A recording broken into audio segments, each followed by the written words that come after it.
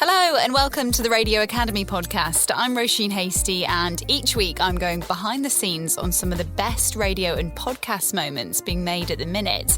Now, the project you're about to hear about was so big that it got a record number of listeners for BBC Sounds and raised over £800,000 for comic relief.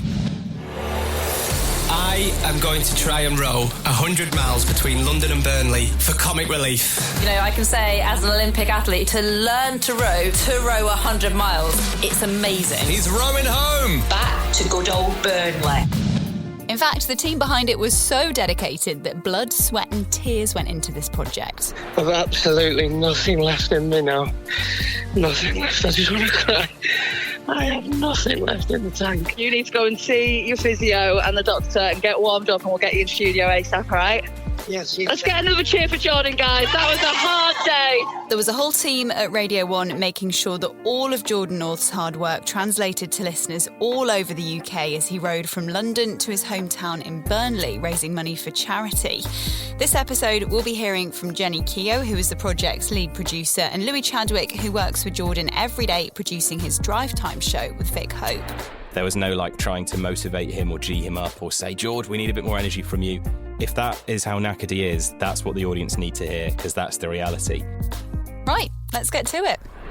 So big projects like this have become kind of what Radio 1 is known for. Was it daunting when you were sort of given a brief that you had to pull something off like this? It was quite daunting. So we always knew from Comic Relief that they wanted to do a rowing challenge. And then it was up to us on a recce to work out what that rowing challenge was. And we liked the idea of London to Burnley, but actually if you were going to row the entire length, it would be 217 miles or something like that, which would mean this project would take 2 weeks as opposed to 5 days. So we settled on the 100 miles because it felt far enough that it was difficult, but also we could complete it in the starting in breakfast on Monday and ending on breakfast on Friday.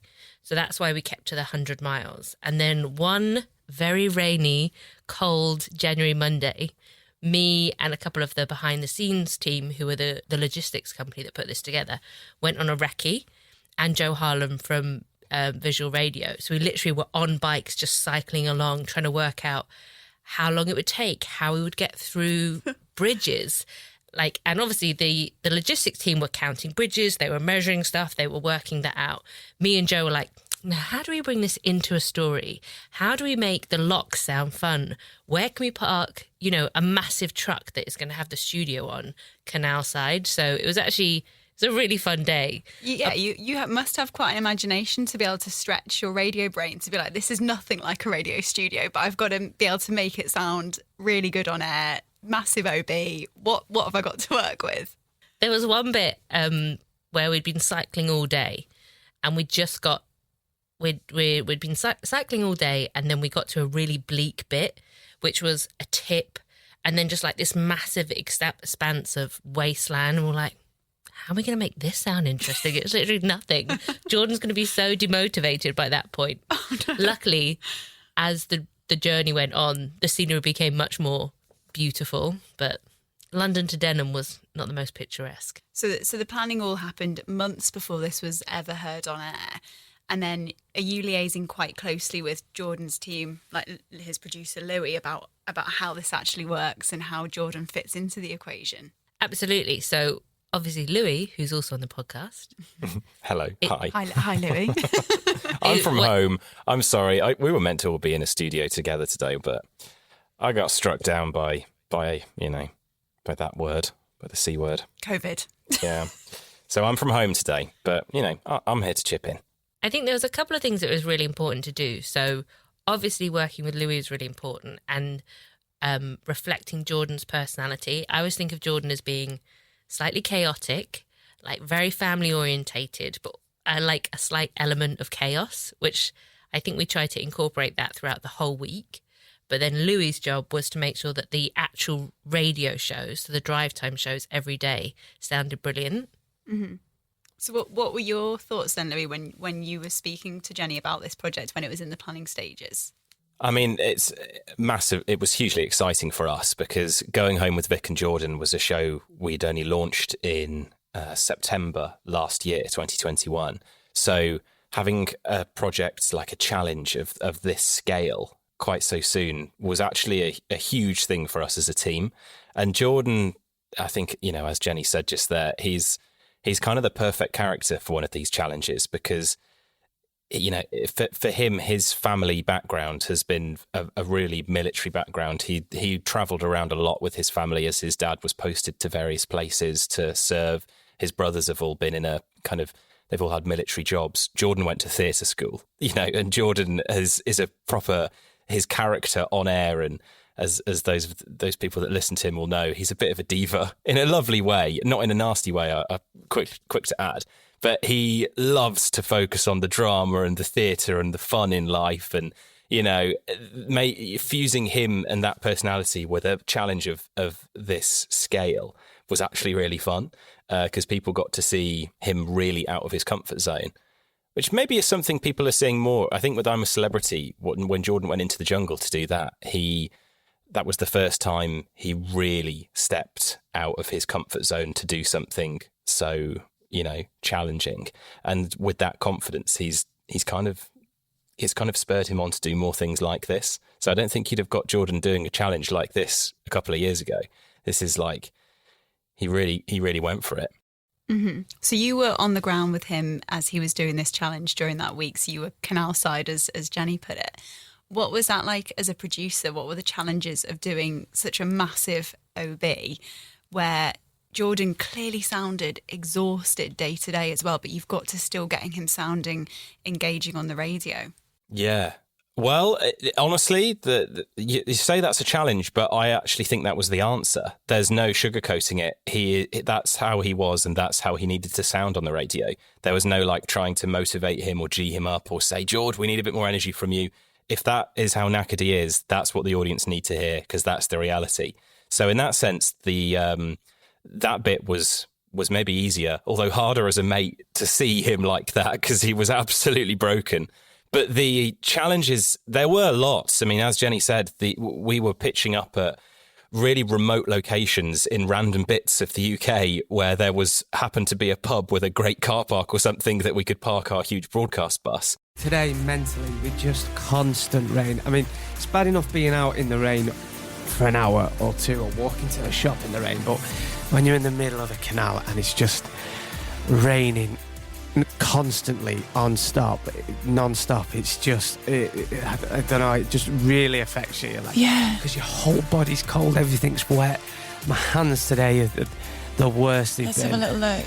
Oh gosh, so you've got the blisters, some of them are popped, and then you've got the cold on top of that. You can see how red they are, chilled. Being the first time we'd used this studio, there were lots of teething issues. It was an amazing setup. Honestly, one of the best OB setups I think I've ever used. But there are still, as ever, there's going to be little teething issues, things not quite working.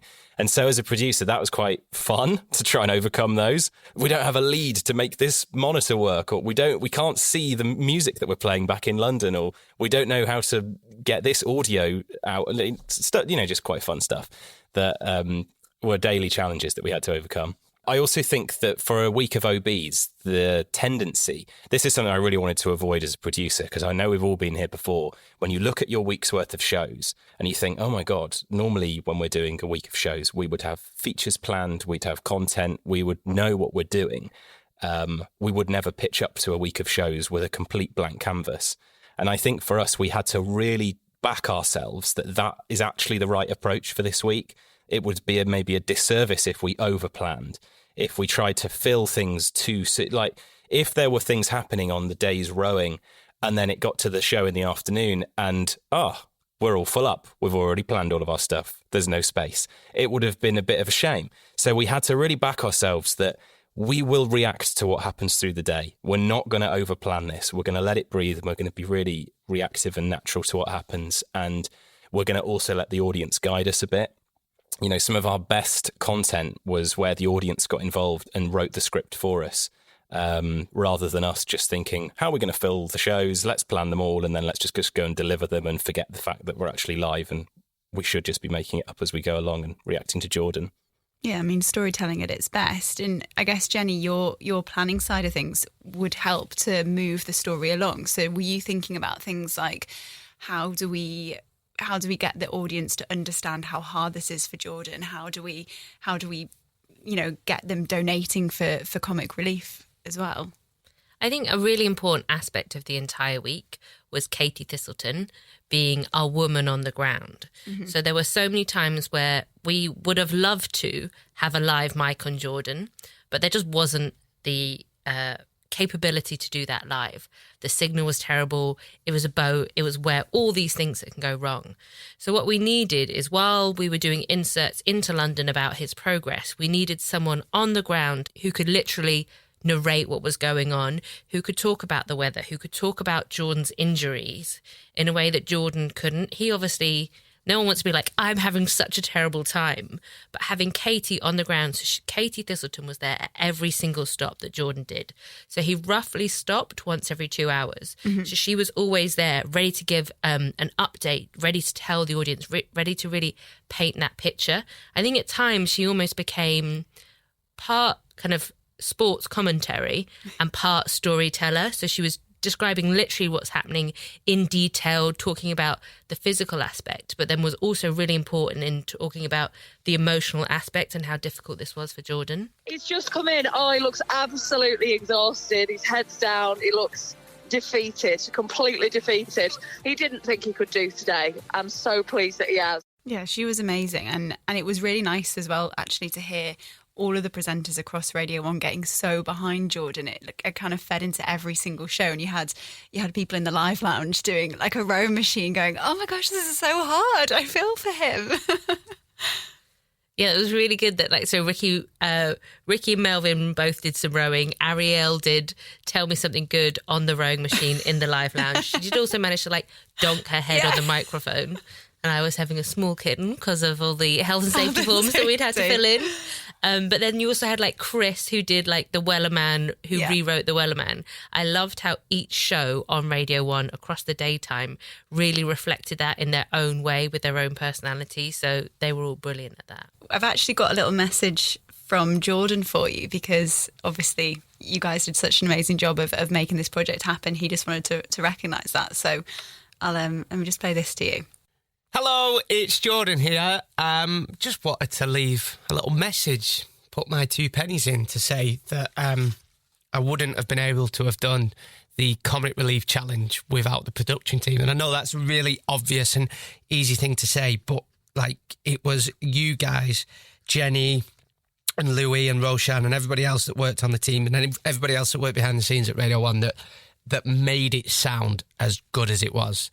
Because a lot of people think it was just me in a boat, but it was a massive team effort. And there's not enough time now to explain what everybody did and how much I appreciate what everybody did. But it's just, I think it's Radio 1 at its finest. It's what we do best. And it's why we've got some of the best producers and best production staff in the entire world. Because it's, as a radio geek, it just sounded great the whole week. The production, the beds, the music, the montages were fantastic, but then the clips that were played, the drama, it was absolutely fantastic. So I can't thank the production team enough, especially Louis and Jenny. And I remember famously saying to Jenny in January at the start of the year, going, I think we should do more than 100 miles. 100 miles doesn't sound far. And how I regret that now. Yeah, that is so true. 100 miles is a long way. It's ridiculous. Especially when you're in a boat. My other favourite, there was one point, probably the month before, because everything was about Jordan, because it's so centred around him.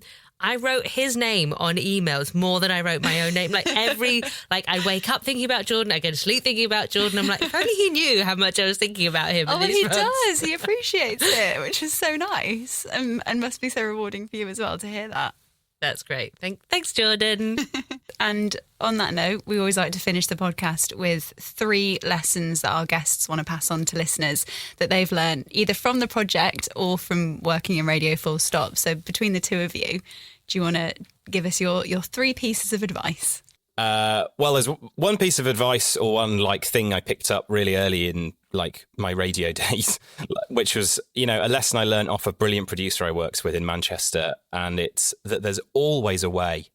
no is a hard thing to take as a producer. And I strongly do think that as producers, there is always a way, so I think that's something to keep in mind. If you're faced with a hurdle, the next one is just taking taking the lead from Jordan in just what a lovely guy he is and such a nice person to work with. And when we look at all the people we've worked with in our careers, how the nice ones really stand out and you really love, there's people you love working with. So I guess the advice is, be nice, be a nice person and have fun with everything you're doing. I guess those are two from me. Yeah, it is a fun job. We should be enjoying it. It is the best job. Yeah. Like, you don't do this job really unless you properly love it. You really want to, yeah. I guess my thing, and this is my favourite thing about being a producer in general, your job as a producer in whatever role, whether it be a daily show, whether it be planning, whether it be this kind of impact project, is to get the best out of everyone involved. So it's planning it to get the best out of Jordan. It's planning it to get the best out of Vic, out of all the producers that are on, out of Katie, out of whoever is involved. You want everyone to do their best, and it's trying to make sure that they've got all the tools to be able to do that. And that also applies to a show, to a daily show. You want to get the absolute best out of a caller, out of your audience, out of your assistant producer, about everyone that's working on the team. Mm-hmm. So if you can do that, I think that makes for a really great production. I've actually, if you've got time for this, Roisin, let me give you a bonus one, because this actually came up on the Monday, and I can't remember why it came up. But someone was upset, or someone was a bit like, damn, I could have done that better. And it was a really small thing that had in their mind. I can't remember the scenario. But anyway, the advice we talked about as we sat in the pub having dinner together was, look over at that table over there, the freshly laid table with the nice tablecloths and the cutlery laid out and the glasses and all that. Look at that table. What do you think? Yeah, it's perfectly laid table. Cool. But if you were a waiter staff, or if you worked in catering and this was your job and you walked past that table, you might find loads of things wrong with it. Things that you would only find wrong with it if you worked in the industry. So imagine our audience listening to the radio. They have not noticed what's happened here. Honestly, don't sweat the small stuff, because no one really cares. Only you know, because you did it, So the advice is just don't sweat the small stuff. / no one really cares. / no one really cares. To be fair, that's a liberating thought, isn't it? If at the end of the day we just think, no one really cares, do they? Let's just have fun and hope that people laugh along with us. Oh, big thank you to Louis and Jenny. What a huge achievement, raising so much money and putting together such a massive project on air as well. It's so inspiring. Next week, we're going to be talking about Menopause Month on Magic. Hello, it's Emma B from Magic, and this month we want to have an open and frank and fun discussion with you about menopause. From diagnosis and support right the way through to how it can affect family, relationships and work. We'll speak to experts who are trying to change our menopause experience. As always, you can get in touch if you've got an idea of something you'd like us to feature. Email us at podcast@radioacademy.org. Remember, we can't make these episodes without the support of our members. It's just £3 a month to sign up to the Radio Academy, which gives you access to loads of events and insight from others in the industry. Thanks for listening.